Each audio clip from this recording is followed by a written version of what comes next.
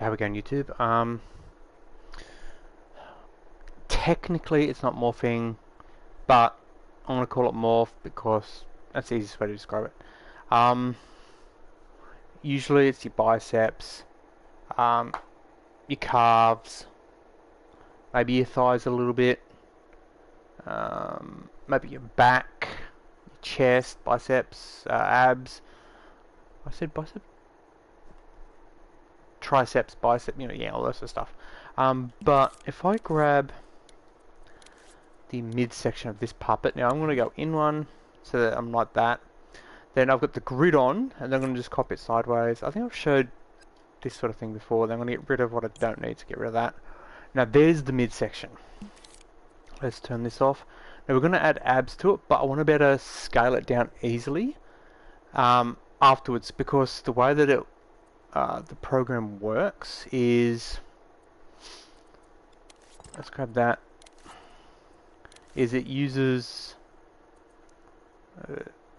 there uses a segmented thing. So I've explained it before, but when you're segmenting it and you're trying to place two objects the same size on top of each other, the same shape, it's near on impossible to get the one you want.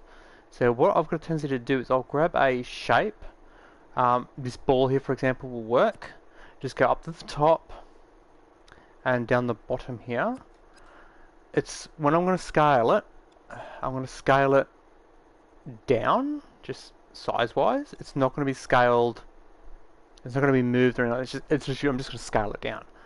And to scale it down evenly, you ideally want to click tap the scale down from all the different directions. So if you want to scale this down, you'd put the cursor there, scale down. Come to the back, scale down, bottom, scale down, top, that kind of thing.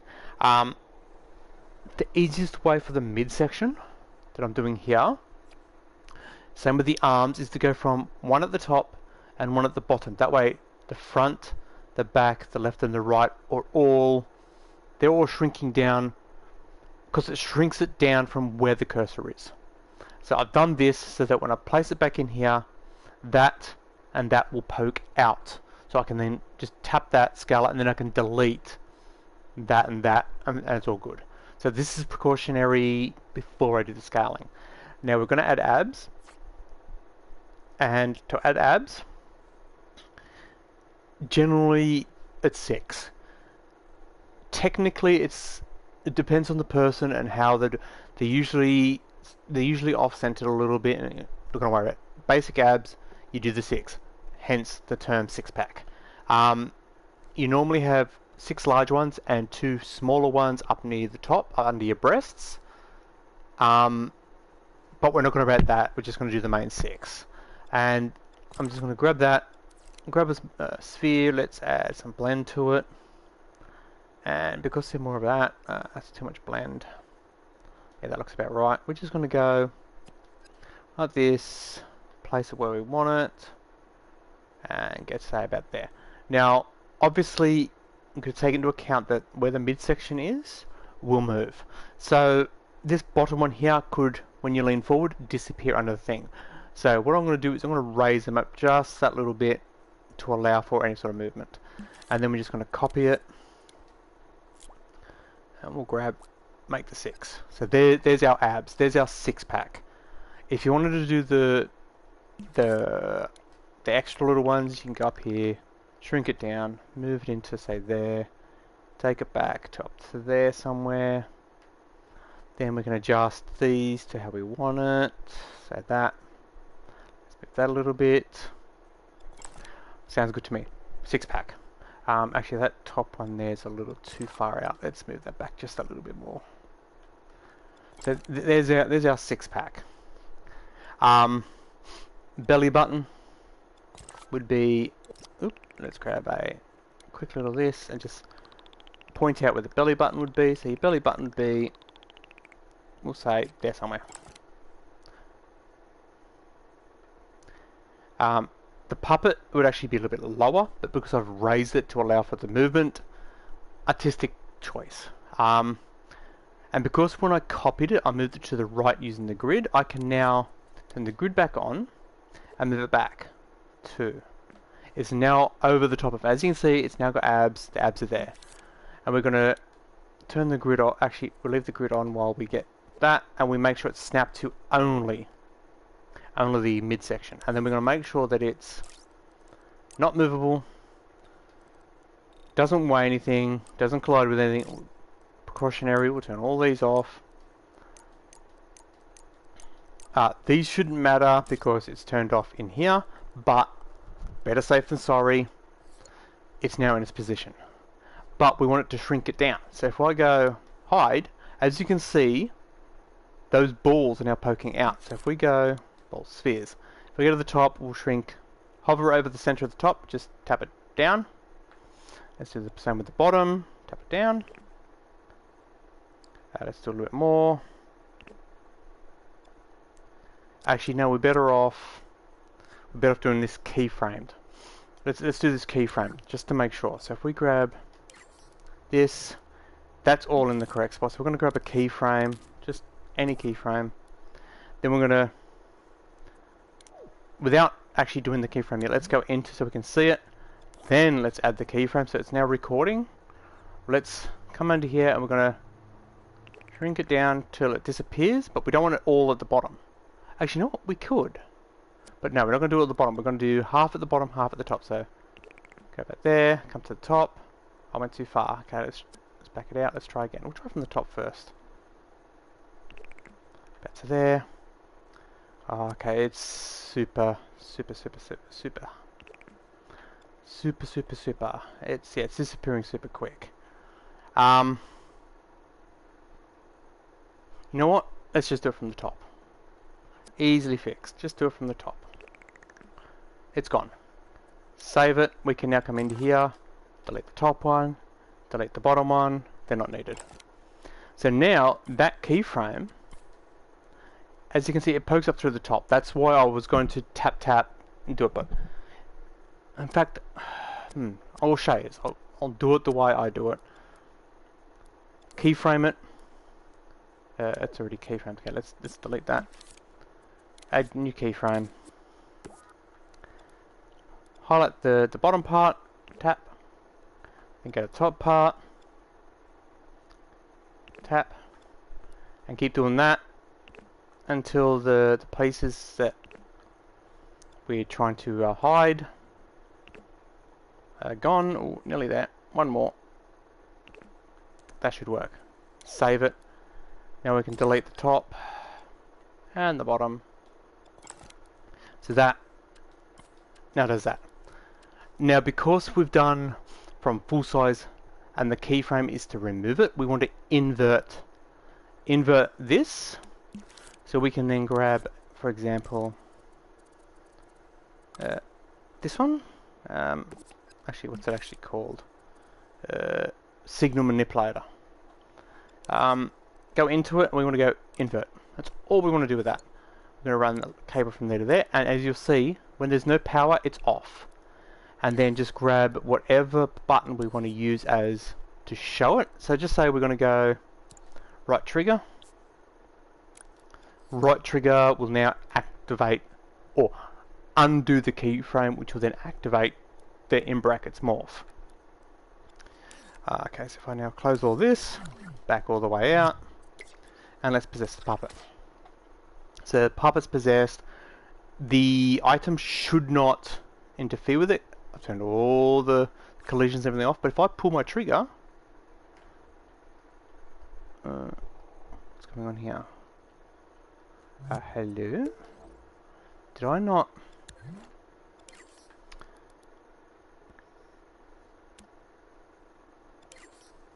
That is on invert, right? Yeah, invert. Was it not working?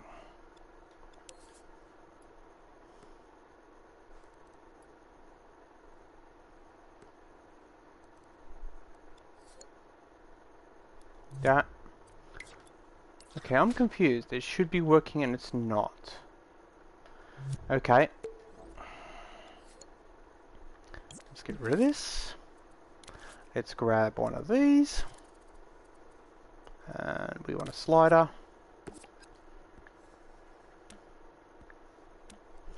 this, I don't know why it's not. It should have been working, because as you can see, it's shown, and that hides. And we're inverting it, so let's put that onto there. And as you can see, if we slide it, it does that. So now, I can't believe I have to do this trick. Okay, go to there. You can go to there. So we can then add the right trigger to a separate keyframe, and this keyframe is purely just going to turn it off. And then we can hopefully, if it does correctly, go to there. Now, if I want to hit the right trigger, as you can see, my 6-pack is popping out. It can technically be done off emotion or anything like that. So if I turn around and say, I want to put it to the gyro, I could do it to the gyro. I never noticed. You can see it in the back of the shorts. So you could hook it up to the gyro, for example.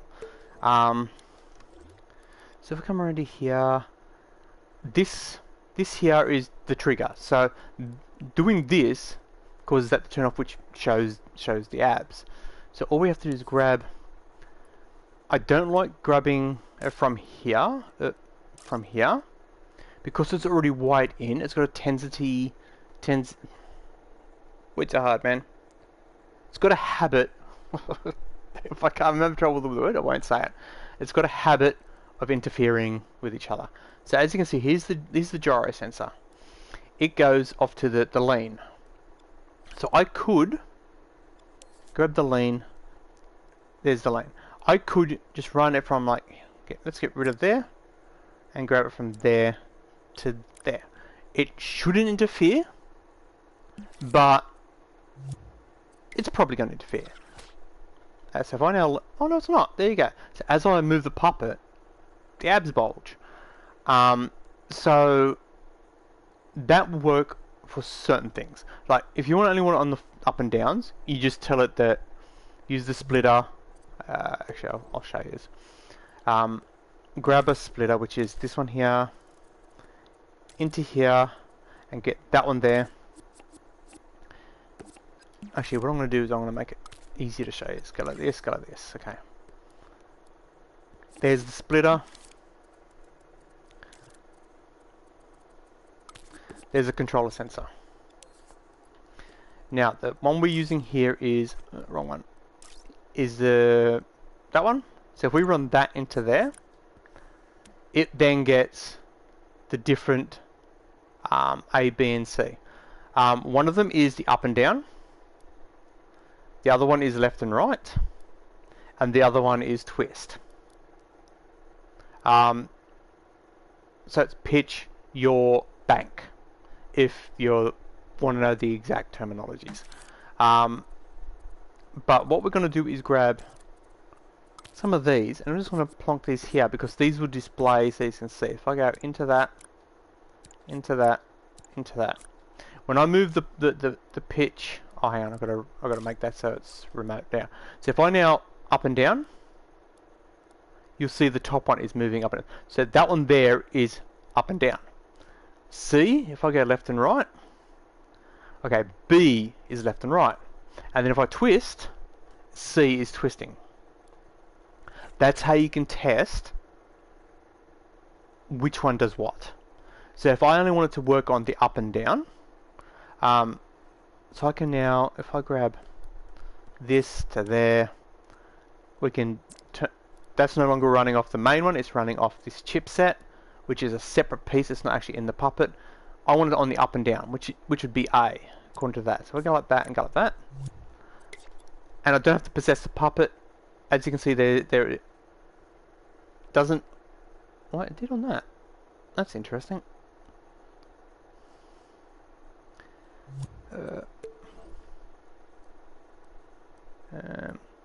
But just say you wanted to be working off the, not so much the controller sensor. You wanted to work off if, for example, let's keep a connector there just so we can, like this. We only want the abs to show when the top part moves a certain distance forward, or that part moves a certain distance forward. We can also grab a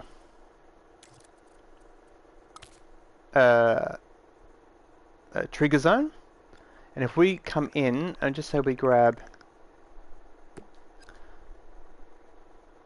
the trigger zone, let's place it on the hip. It's not going to align, is it? There we go with that.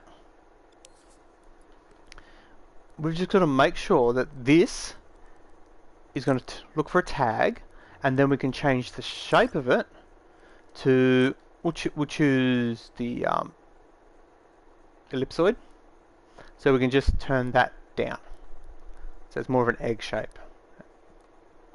Let's try and keep it semi-even. Okay, so if I now back out while having this still turned on, as you can see, there's the shape. Just move the spot detector, so just say to there, let's rotate it, move it out to say there, and say there. And then we're going to grab a tag and stick the tag on the midsection. It doesn't matter where. Pulling the left shoulder and then placing will snap to surface. So we're just going to align it like this, keep going in, go like this, and because that's open, it will always show where that is. And then we've now got that. Let's grab that. That little ball, that little white dot, that indicates where its actual origin is. So let's move that out a little bit and say to there. Let's name this tag crunch.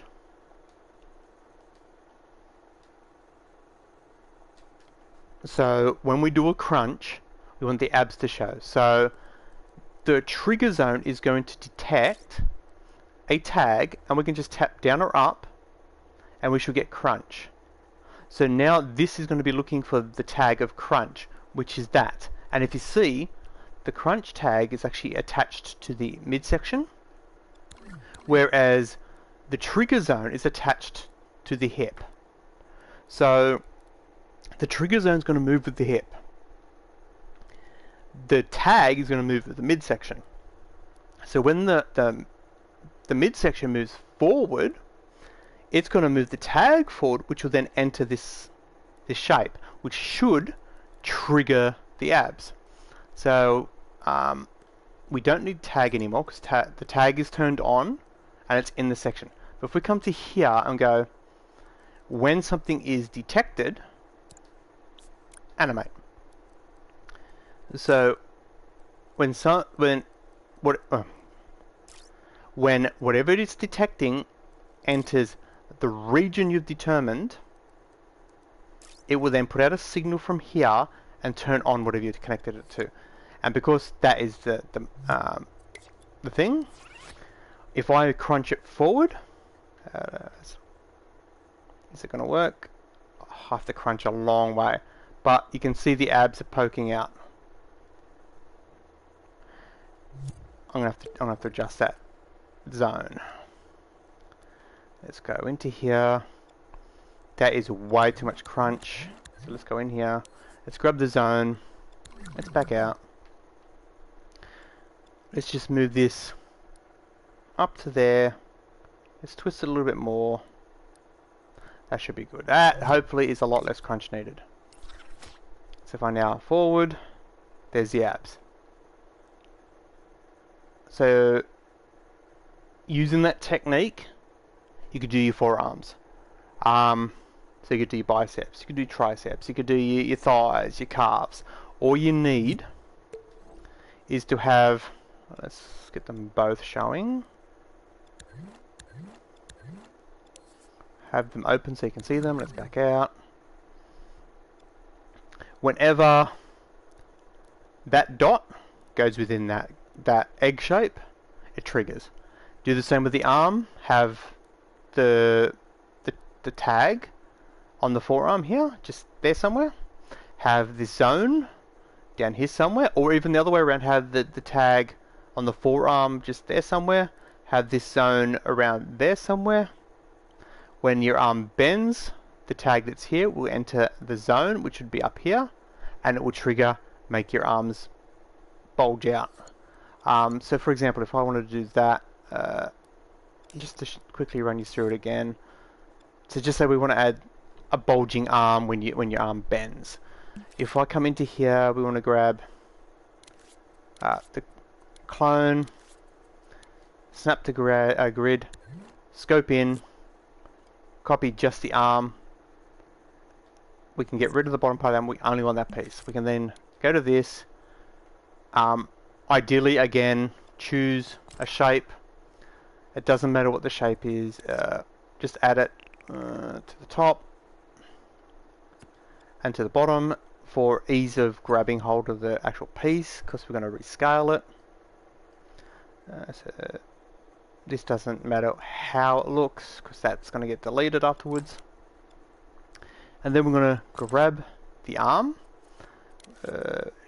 sculpt our muscle. So let's add a fair bit of blend to this.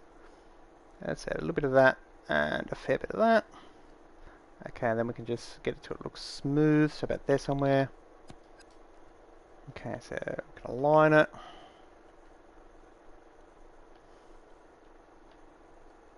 Add a little bit more. Yeah, that looks like a good flexed arm. Now, obviously, I'm not going and making it perfectly correct because it's just to show you how it's done. The abs actually don't look too bad. And then we're going to move it back into the piece by using this grid again.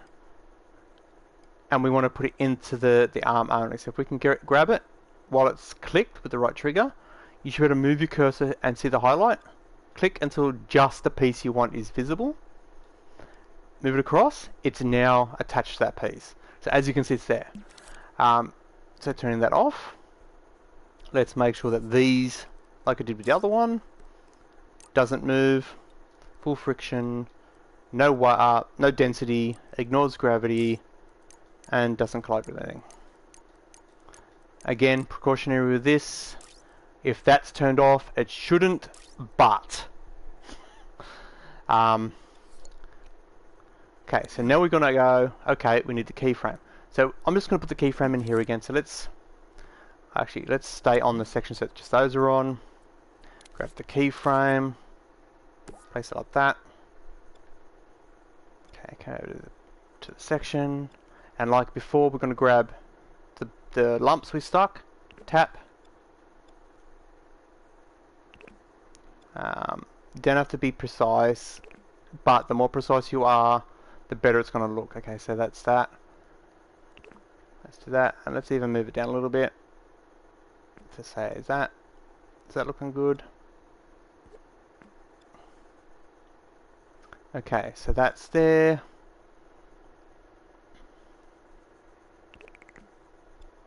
Okay. Oh yeah, it's mostly hidden there. There's a slight poke through, but that's okay. So the keyframe is now saved. We can delete these two. So now that keyframe will turn off the muscle. So by default it needs to be off. So if we can come into here, we can go this, there, like this, like this. And using the same thing we did in here, like we did here, we're going to use a what do you call it, slider thingy. This here's the actual keyframe. This here is turning on the keyframe there. So we're going to actually use this for the arm, and then we're going to grab a that one to there. Let's run it into there and turn it on by default. And then we're going to come into here, grab the forearm, get a tag, left trigger, left shoulder button, scale it down. Yeah, sounds fine. Let's call that curl, because we're not crunching, we're curling. Let's make sure our little dot is in a reasonable spot. We'll say there. So we want to have the circle, the detection zone here somewhere. So we're going to grab a trigger zone, left trigger, left shoulder, there somewhere. Now we've got to make sure that this is on the forearm and this is on that part of the arm. Okay, so we can go like this. Leaving this one turned on, it will make it so we can see where it is. So let's do the same as we did last time. Ellipsoid. And we're just going to shape this. We'll take this up. And we'll take this one down. That seems fine. Let's take it out. And bring it down to about, say, there. So there'll be a little bit of movement before it triggers. That should be fine. We want this to detect this tag. So we choose tag. And we're looking for the curl thing. So hover over that and tap down. It should cycle through. You can manually type it, but if you tap up and down, you'll cycle through. So it's now going to look for that dot within that circle. Then we can now close that one and grab this, and we're going to grab another keyframe. Go there and have this turn it off, and then that goes into that keyframe that's turning this off. So that is just turning that off. You could just run this straight to there, but as the first one showed, it was having an issue, so this is bypassing it. If you want, we can test first. Grab that, put it to there. That, oh, we're going to have to reverse that. If I do the invert, there, like I showed in the first one. Pulse, invert, custom. We want invert. Then we can run there, to there, to there. Let's turn you off so you don't interfere. So right now, if this detects that little dot, it's to put out a signal which will turn that off because we're inverting it. So let's actually how am I going to get the puppet's arm to move? Hang on. If the puppet walks, oh, you can see it. See how it's like bulging? So the morphs, as I call them, they're not that hard to do. It just takes a little bit of patience and a lot of alignment. Because as you can see, the midsection, I aligned that pretty good. But the arm, you can see a little bit of weirdness there. But tweaking, adjusting, you can get that to work. So I'm going to call it. I hope this video helps somebody who's doing a character build, something like that. It could also work if you don't want to rig a hand. You could make it so that if something is within it, you could have it morph or toggle sculpts from a straight hand to a curled hand or a holding hand. So if you put something near the hand, it'll automatically do a grab. You could also do that. So I'm going to call it. If you've got any questions again on Dreams, ask people, mate. Right? Most people will not mind helping. It's just a matter of asking the question, because they're not going to know you need to know. If you ask them, usually they're more than happy to go, yeah, this is how you do it. If they know how to do it, they're more than likely going to help. So I'm out here, stay safe, and I'll catch you next time.